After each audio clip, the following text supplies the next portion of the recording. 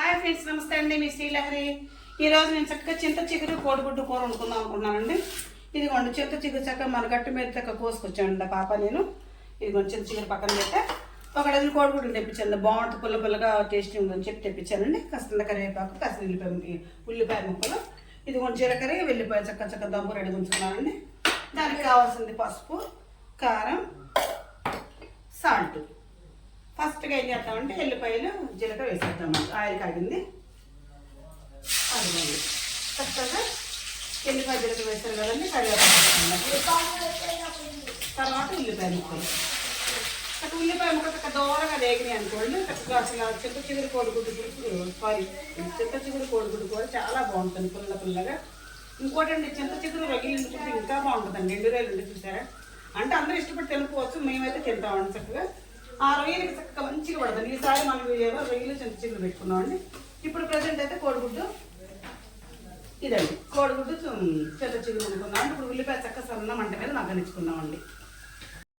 ఇదిగోండి చక్కగా ఉల్లిపాయలు, పచ్చిమిరకాయలు, కరివేపాకు, ఎల్లిపాయ ఇవన్నీ చక్కగా ఇంత మంచిగా వేగుతున్నాయండి. ఇందులో ఇప్పుడు మనం ఏం చేద్దామంటే కొద్దిగా పసుపు,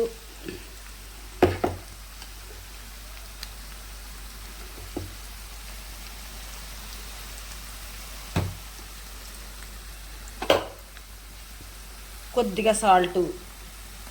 ఎందుకు వేస్తున్నానంటేనండి, చిన్న చిన్న ఆకులల్లో ఇరుకుపోతే మళ్ళీ మనకి కూర ఉప్పుగా అనిపిస్తుందండి. అందుకే సాల్ట్ను, పసుపు, కారం ముందుగా వేసుకుందామండి. ఏగితే కదండి, ఏగితే ఇంకా బాగుంటుందండి కూర. అందరూ ఒక రకంగా చేస్తే నేను ఒక రకంగా చేస్తానండి. కారం మా అమ్మ అయితేనండి చక్కగా చింత చిగురు అంతా మగ్గిన తర్వాత గుడ్లు పోస్తుంది. గుడ్లు పోసిన తర్వాత అప్పుడు చింత చిగురు వేస్తాను. చింత చిగురు గుడ్లు వేగిన తర్వాత అప్పుడు పసుపు, ఉప్పు, కారం వేస్తుంది. నేను ఈ విధంగా చేస్తానండి, మా అమ్మ ఆ విధంగా చేస్తుంది. ఇది ఒక టేస్ట్, అదొక టేస్ట్. చక్కగా కారం, పసుపు వేసి భలేగా అనిపిస్తుంది. చూడ నోరు ఊరిపోతుంది ఈరోజు.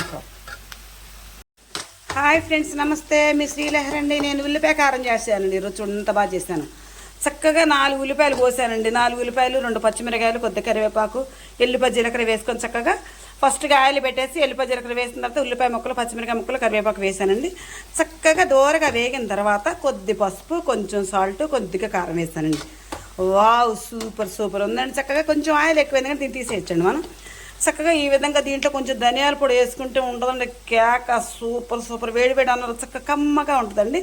నేనైతే ఉల్లిపాయ కారం ఈ విధంగా చేసుకుంటాను. మీకు నచ్చితే నాకు ఒక లైక్ అండి, ప్లీజ్ సబ్స్క్రైబ్. ఇదిగోండి చక్కగా పసుపు, ఉప్పు, కారం వేసిన చక్కగా అయిపోయింది కదండి. ఇప్పుడు మనం ఇది వేసేసుకుందాం, చింత చిగురు వేసుకుందాం. అసలు చూడండి ప్లేట్ నిండా ఉందా. ఇప్పుడు మనం దీన్ని తిప్పుతాం, చూడండి ఎంత వద్దో. కొద్ది అవుతుందండి, ఇదంతా కాదు. ఇది మూకుడు కదిలిపోతుందండి. వీడియో కదలొద్దక్క, మంచిగా కరెక్ట్గా రావాలి. అక్కడ ఎడం చేత పట్టుకుని కుడి చేత తిప్పుతా ఉన్నాను కదా, మూకుడు జరిగిపోతూ ఉందండి. ఒక్క నిమిషం తిప్పిన తర్వాత మీకు చూపిస్తాను. అందరూ చించిగా నలుపుతారండి, నలపడానికి చక్కగా ఆకులు పడంగానే వేసేస్తానండి, బాగుంటుంది. మంచిగా తినాను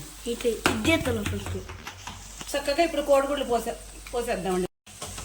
చక్కగా ఇప్పుడు నేను ఒక్కో కోడిగుడ్డు ఇందులో పోసేస్తున్నానండి. పెంకులు రాలకుండా ఉండాలండి. చక్కగా 2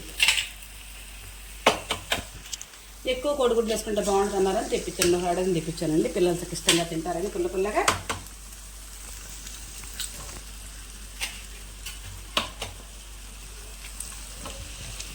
అయ్యో, పెంకు పడిపోయింది. చక్కగా ఈ విధంగా మొత్తం పోసేద్దాం.